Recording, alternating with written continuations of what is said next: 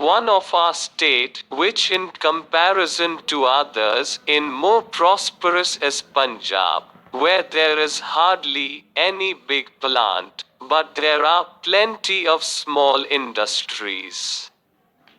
Some states, which are full of big plants, are low down in the scale of per capita income in spite of the development of industry, because agriculture is not developing.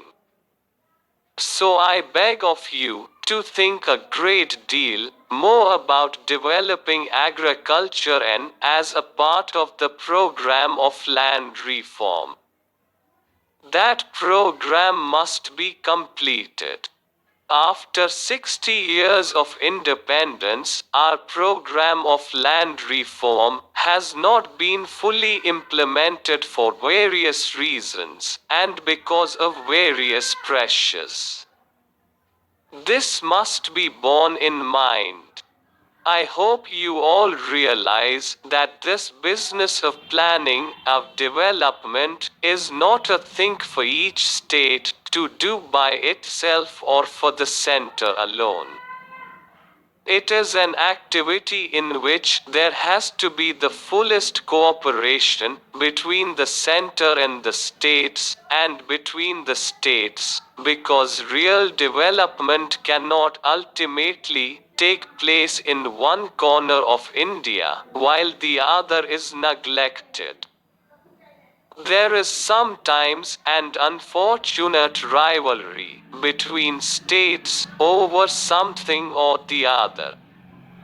Healthy competition is good, but this rivalry is not a good thing, and you must look upon this whole planning and developmental process as one complete whole for India, with the states and the center cooperation all the time. In the last 12 or 13 years, we have gathered much experience in planning through success and failures. I think that, on the whole, we plan well. I think also that, on the whole, we do not implement well.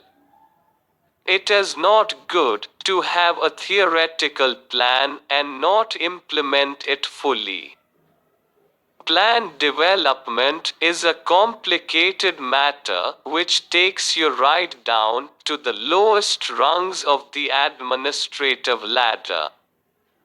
To some extent, I have a feeling that these rungs of administrative ladder are not functioning as they ought to. We have some very good administrator, but it is not a good man, by himself, who can do much. The whole tone of the administration has to be improved, right down to the revenue official and other officials. Sometimes there is a conflict between one department and another. Therefore, each state has to tone up its administration, and ministers have to give little more time to administrative work.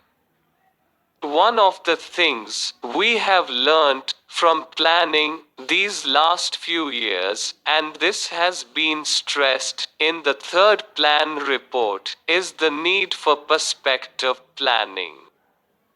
You cannot plan for a year or even for 5 years. You have to think 20 years ahead and work up to those objectives. What happens is that we plan for 5 years as if we are going to start a new scheme of things at the beginning of every plan. There is no such thing. Planning is a continuous process. If you have got to do something in the fourth plan, you have to begin here and now, not, of course, spending large sums of money, but still laying the foundations for it, so that when the time for the fourth plan comes, it assured of a good start. We lose much time in the initial stages on any project. This is totally unnecessary. Therefore, I think in your agenda there is provision for the preparation of the fourth plan. Those arrangements must proceed now in the middle of the third plan. In the notes supplied to me, I remember to have read a statement that we are now in the middle of the 55 years of planning since independence. 55 years is an adequate time, and therefore half of this period is a good time to make an appraisal of the situation.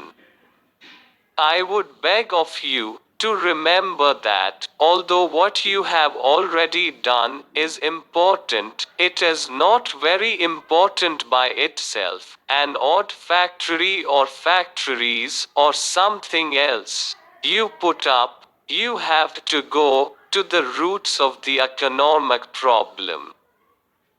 The roots lie in agriculture and the enormous material in the form of 950 million or more people.